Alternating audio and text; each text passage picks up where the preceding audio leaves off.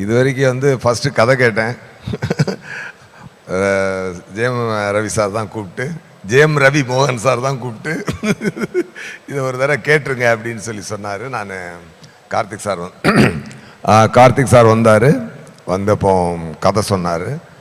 கதை கேட்டதுமே எனக்கு ரொம்ப பிடிச்சிருச்சு. என்ன ஒரு நல்ல விஷயம் அப்படின்னு சொல்லி சொன்னால், இன்றைக்கி டே டு டே எல்லாரும் வந்து கோத்ரூ பண்ணுற ஒரு விஷயம், அது வந்து சந்தோஷமான ஒரு ப்ரெசன்டேஷனில் இருக்கும்.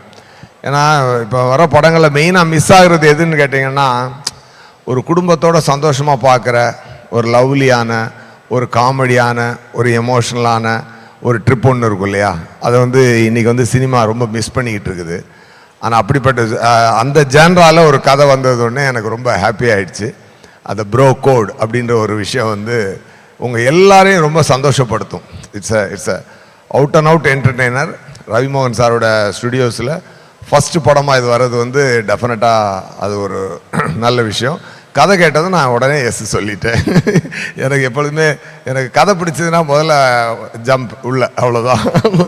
அது மாதிரி அப்போ ரவி சார்கிட்ட சொன்னேன், எனக்கு ரொம்ப பிடிச்சிருக்கு சார் அப்படின்னு சொல்லி சொன்னேன். ரொம்ப அதுக்கப்புறம் எல்லா விஷயங்களும் நடந்து இன்றைக்கி இவ்வளோ தூரம் பூஜை வரைக்கும் வந்துருச்சு. அந்த நம்ம சாரு இவர் எல்லாம் ஒரு பயங்கர நடிப்பு பட்டாளங்கள்லாம் உள்ளே வந்தாச்சு.